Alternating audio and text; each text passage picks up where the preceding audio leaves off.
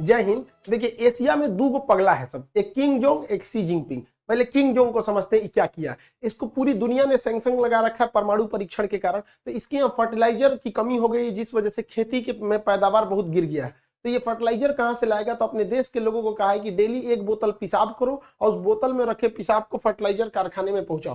क्योंकि आपको पता है कि हमारे शरीर में जो यूरिन निकलता है शरीर से उसमें 2% के पास उसमें यूरिया होता है, तो वो उस यूरिया से ये फर्टिलाइजर का निर्माण करेंगे। अब इनका स्थिति बहुत खराब हो गया है, इनके पास फूड क्राइसिस भी आने वाला है, खाद्यान्नों की बहुत बड़ी कमी होने वाली है। उत्तरी कोरिया में 2025 तक आने वाले 3 सालों में यहाँ पे बहुत बड़ी भूखमरी देखने को मिलेगी। एक्चुअली हुआ क्या कि जैसे कोरोना आया तो इसने क्या किया, दुनिया ने बॉर्डर लॉक करने के बजाय इसने खुद का ही बॉर्डर लॉक कर दिया दूसरे को, क्योंकि इसके पास पता है कि हेल्थ सिस्टम है नहीं, दुनिया से व्यापार रहेगा तो वैसे भी इसको व्यापार करता कौन है, चाइना रूस से जो कुछ आता था, तो इसने ब्लॉक कर दिया अपने बॉर्डर को, जिस वजह से इसके यहाँ पैदावार पूरी तरह से गिर गया, विदेशों से अनाज नहीं आ पाया, फर्टिलाइजर नहीं आ पाया, और इस समय बाढ़ और वर्षा भी इसके यहाँ बहुत भयानक हो गया जिस वजह से पूरी फसल बर्बाद हो गई। अब यहाँ इतना बड़ा फूड क्राइसिस देखने को आ रहा है जिस वजह से इसमें हजारों लोगों की मौत होगी, लेकिन ये परमाणु परीक्षण करते रहेगा और अमेरिका और यूरोपीय देश इस पर बैन लगाते रहेंगे और यहाँ लोग मरेंगे क्राइसिस से, फूड क्राइसिस से। लेकिन इसको अपने यहाँ के लोगों की जान से ज्यादा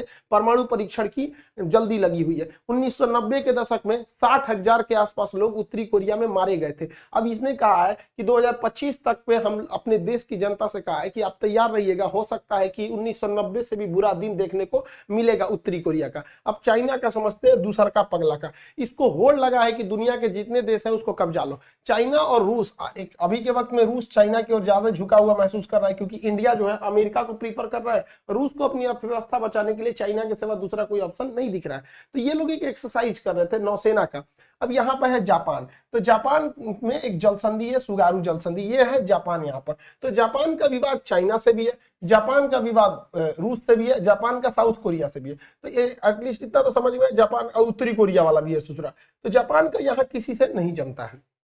तो चाइना और जापान की जो रूस की नेवी थी ज्वाइंट एक्सरसाइज कर रही थी। अब जापान का ये ऊपर वाला द्वीप होकाइडो है और ये नीचे वाला सबसे बड़ा द्वीप होन्शु है।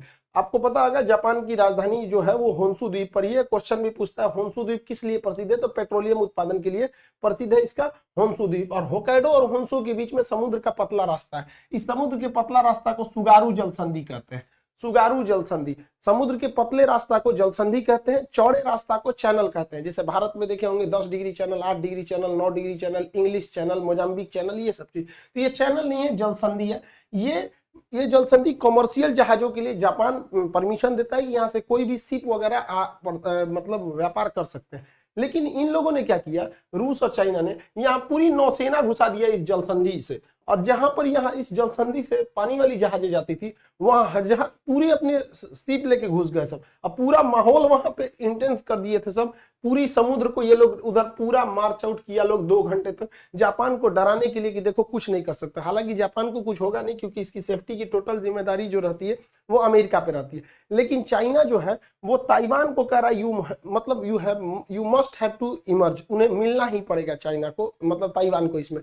अब ताइवान में क्या करते हैं ये लोग, आए दिन अपना एयरफोर्स लेके घुस जाते हैं 2-3 जहाजों को, लेकिन इस बार इन्होंने क्या किया, 52 जहाज को लेके घुस गए। वहां देश में अफरा तफरी हो गया, इन लोगों को अंतरराष्ट्रीय मदद मांगनी पड़ी, लेकिन कोई दुनिया इसकी सुनता नहीं है। लेकिन फिर भी ताइवान के लिए लोग आगे आ जाते हैं। रीजन क्या है कि ताइवान का मतलब सिलिकॉन शील्ड, पूरी दुनिया में जितने भी इलेक्ट्रॉनिक्स आइटम बनते हैं, चाहे वो कैमरा है, टीवी है, मोबाइल है, कंप्यूटर, लैपटॉप, जहां भी बैटरी से चलती है जो भी मतलब ये इलेक्ट्रॉनिक डिवाइस है, उसमें जो सिलिकॉन लगते हैं ये येलो कलर को, उन सारे सिलिकॉन का 70% अकेले इसका मार्केट जो है वो ताइवान देखता है। दुनिया में जितने कंप्यूटर है उसमें जितना सिलिकॉन देखेंगे सब 90% चांस है कि सिलिकॉन वो ताइवान ही उसको देखता है। इसलिए पूरी दुनिया ताइवान के लिए आके खड़ी हो जाती है, क्योंकि उनको पता है कि अगर ताइवान पर कब्जा हो गया चाइना का तो इस पूरी सिलिकॉन का जो इकोसिस्टम है उस पर चाइना का कब्जा हो जाएगा। इसके अलावा भी ताइवान को अमेरिका ने बहुत सारे मिलिट्री इक्विपमेंट दिए हैं, जिसमें सबसे प्रमुख है F-16 जहाज।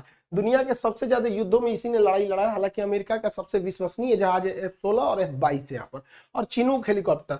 अतः अगर चाइना का कब्जा होता है ताइवान के ऊपर तो ये सारे हथियार भी ऑटोमेटिक चाइना ले लेगा, जिस तरह से अफगानिस्तान में तालिबान ने ले लिया है। तो अमेरिका भी इन्हें बचाने के लिए चला आता है, लेकिन बहुत सारे देश है जिन्हें बचाने कोई नहीं आता है, जैसे वियतनाम हो गया, भूटान वगैरह हो गया, उन्हें बचाने कोई नहीं आता है। इसमें सबसे बुरा शिकार हो रहे हैं इसका वीगर। अभी क्या हुआ है, पाकिस्तान के लिए बहुत दोस्ती दिखाता है ना चाइना पाकिस्तान में, तो पाकिस्तान का एक ऐप था कुरान ऐप, तो चाइना का इस साइड में सिंजियांग प्रांत है, यहाँ वीगर मुस्लिम रहते हैं। चाइना इन वीगर मुसलमानों में लगभग 20 लाख मुसलमानों को यहाँ पर जेल में डाल रखा है। तो पाकिस्तान में बना वाला एक कुरान ऐप था, चाइना ने उस ऐप को हटवा दिया प्ले स्टोर से, वहां पे एप्पल स्टोर से हटवा दिया बिना किसी रीजन के। और इस पे चाइना के इस एक्शन का पाकिस्तान में किसी ने कुछ भी नहीं बोला है। इसके अलावा चाइना वीगर मुसलमानों पे एक से एक नया प्रयोग कर रहा है। वीगर मुसलमानों से कह दिया कि आप अपने मस्जिद से लाउड स्पीकर हटा दीजिएगा। इसका विरोध करने पर मस्जिद गिरा दिया गया, उसे सार्वजनिक शौचालय में बदल दिया। हद तो तब हो गया जब चाइना इन वीगर मुसलमानों की किडनी, लंग्स, फेफड़ा निकाल के करोड़ों का व्यापार करने लगा वहां पर। अब इसकी पूरी दुनिया में आलोचना हो रही है, लेकिन अभी ये खबर शायद पाकिस्तान में नहीं गई, और गई भी तो किसी को हिम्मत थोड़ी कि अपने बाप के खिलाफ कुछ बोल सकते हैं। यहाँ पर एक से एक काम कर देते हैं। अभी वीगर ये जो राज्य है ये है सिंजियांग, यहाँ पर वीगर मुस्लिम है। ये तिब्बत है, तिब्बत को तो इसने 1959 में ही कब्जा कर लिया। इसके पास ये जो छोटा सा जिंघाई नाम को जो है क्विंघाई, ये राज्य है किंघाई, यहाँ पर भी मुसलमानों की संख्या ठीक ठाक है, दूसरा सबसे ज्यादा मुस्लिम है सिंजियांग के बाद यहाँ पर। अब यहाँ पर इसने क्या किया है, कहा कि चाइना में अगर रहना है तो चाइना की तरह दिखना होगा, आप कोई भी रिलीजन को फॉलो कीजिए। उसने कह दिया कि मस्जिद पर ये जो ऊंचे ऊंचे मीनार है, ये मीनार को तोड़ दीजिए, ये जो गुंबद है टॉम, इसे तोड़ दीजिए, ये मीनार नहीं होनी चाहिए, ये मेहराब जैसी आकृति ये सब नहीं रहनी चाहिए। तो चाइना इसको कह रहा है कि तोड़ दीजिए, और तोड़ मत दीजिए, इसने तोड़वा भी दिया। जैसे देखिए ये मस्जिद पहले ऐसी थी, इसका मीनार ये जो था इसमें से गायब कर दिया यहाँ पर से। इसके अलावा अंदर में देखिएगा यहाँ भी एक मीनार है, यहाँ से देखेंगे वो मीनार गायब कर दिया। यहाँ पर डिजाइन बनी है ये इस तरह मेहराब जैसा, इसने कहा इसको तोड़ो। चाइनीज परंपरा में बिल्कुल ये क्या होना चाहिए, चौकोर होना चाहिए। यहाँ पे अगर आप देखेंगे ये मेहराब जैसा इस टाइप का बना है, ये चाइना ने कहा कि ये सब का लिए बना रहे हो, ये सब हमारे यहाँ नहीं चलेगा, चौकोर चौकोर बनाओ। देखिए पूरा सेम वही मस्जिद है, इसको चौकोर कर दिया। अभी पूरी दुनिया में इसकी आलोचना हो रही है, लेकिन दुनिया में कुछ ऐसे भी देश हैं जिनको लोगों को चाइना से कोई मतलब नहीं। ये चोट्टा तभी चिल्लाएगा चाहिए ओआईसी वाले लोग, आप लोग को कुछ खबर लगा कि नहीं, आप लोग को कुछ ही सबका, लेकिन आप लोग को तो कुछ बोलना नहीं है। इन लोगों को केवल दो जगह तकलीफ होती है, एक 370 हट गया, कश्मीर, हाय कश्मीर, हाय कश्मीर, आएगो इजराइल फिलिस्तीन, बस फिलिस्तीन और कश्मीर में ही इनको समस्या दिखती है, बाकी इन्हें कहीं समस्या नहीं दिखती। दिक्कत ये नहीं है कि चाइना ऐसा क्या कर रहा है, इनकी समस्या, लेकिन इसका मन बढ़ते जा रहा है। लोग मन बढ़ते जाएगा तो कुछ भी करते जाएगा। अभी हम लोग के यहाँ दीपावली का फेस्टिवल चल रहा है, इस बार चाइना को समझ में आया है कि भारत में चाइना जो गलवान में पंगा ले रहा है वो बहुत महंगा पड़ गया। एक्चुअली इस बार दीपावली में कोरोना प्रोटोकॉल की वजह से पटाखे वगैरह पे बहुत सारी पाबंदियां लगाई गई और विदेशी लाइट्स वगैरह को पिछले साल से ही लोग बहुत जागरूक है। इस बार भी हम धन्यवाद करते हैं पूरे देश के लोगों का कि जो चाइना का बहुत बहिष्कार किए। कोई झालर मोती मत लगाएंगे। आपके इस अपील के जितने भारत में बहुत सारे लोग इसके लिए सामने आए, उसका आज रिजल्ट देखने को मिला है कि चाइना को इस बार जो है दीपावली पे 50,000 करोड़ का लॉस लगा है। छोटा मोटा लॉस नहीं है, 50,000 करोड़ का लॉस लगा है। अब समझ में आ रहा है? आओ ससुरे, गलवान घाटी में यहाँ पर यही होती है हम लोग के वीरों की जो शहादत हुई है। वहां पर देखे होंगे हमारे जो कर्नल साहब थे संतोष बाबू, ये उन लोग के लिए शहादत की श्रद्धांजलि। 50,000 करोड़ का इनको लॉस लग गया। अब बनाए ये लोग झालर मोती। इसको लग रहा है कि जब मन, आप लोग भी कहते हैं भाई चाइनीज चीजों का प्रयोग ना करें, भारत में जो आप कोशिश करें कि दियों का प्रयोग करें। दीपावली लाइट वेट में कहा, ये वेस्टर्न कल्चर कहाँ से घुसा दिया। कुम्हार के दिए रखे रात में। हम लोग बचपन में जब दीपावली में थे रात रात भर जगते थे लोग कि तुम्हारा दिया नहीं ना बुझा, दूसरे के दिया में से तेल उठा के अपने दिया में डाल देते थे। तो दीपावली दियों का त्योहार है। लाइट, झालर मोती, ये मॉडर्न टेक्नोलॉजी का लिए इसमें घुसा दिए। ले आना भी है मॉडर्न तो इंडियन इलेक्ट्रॉनिक्स का प्रयोग करें, न कि चाइनीज का। आई होप आप इस सबको समझे होंगे।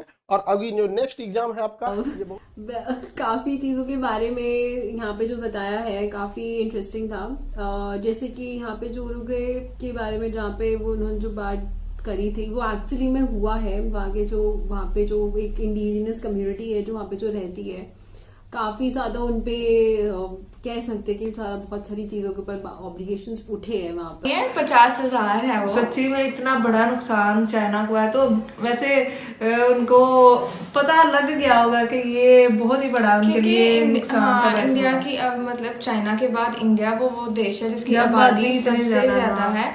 दिवाली आने वाली है, उस टाइम हमें बिल्कुल भी मतलब चाइनीज प्रोडक्ट का यूज नहीं करना है। और सिर्फ दिवाली में नहीं, आपको कोशिश करना है कि ज्यादा से ज्यादा अपनी डेली लाइफ में चाइनीज प्रोडक्ट यूज करना बंद कर दे। हालांकि यार वजाहत खान साहब ने जो बातें बोली है ना, सही बोली है। जबरदस्त बातें सही बोली। पाकिस्तान जी क्यों बोले चाइना पे, जाहिर सी बात है वो बाप है, वो बाप बना हुआ है। हाँ हमारा बाप है भाई, हमें पैसा देता है, हमारे चला रहा है, तो हम क्यों बोले भाई। वजाहत देखो ओ यार ये बाबा पॉलिटिक्स है, ये पॉलिटिक्स है, ये बस कश्मीर के नाम पे यहाँ पे भी वोट लिए जाते हैं। बस कश्मीर ये हो गया, कश्मीर हो गया इधर, मतलब के सबके अभी अंदर देखो उन्होंने- चाइना मुसलमानों पर कितना जुल्म कर रहा है, 20 लाख मुसलमानों को जेलों में डाला हुआ है। और वो उनके ऑर्गन्स भी बेच रहा है। हाँ देखो गुर्दे निकाल के बेच रहा है, कितना फेफड़े बड़ा और- जुल्म है। इधर पाकिस्तान नहीं बोलता और कोई मुस्लिम कंट्री नहीं बोलते, क्यों नहीं बोलते यार? तो ये सारे कश्मीर से बोलते हो, इधर क्यों नहीं बोलते? इधर क्यों नहीं बोलते? वहाँ पे तो फिर ऐसा हाल नहीं है, मतलब कि तुम लोगों के मुताबिक फिर भी ऐसा हाल नहीं यार है इतना भाई जुल्म साहब। नहीं है इंडिया में, इतना किधर जुल्म है? बिल्कुल है ही नहीं है। वही उधर तो नाम का भी नहीं है, सारा इधर किस तरह आप खुश इतना हैं। लौट सभी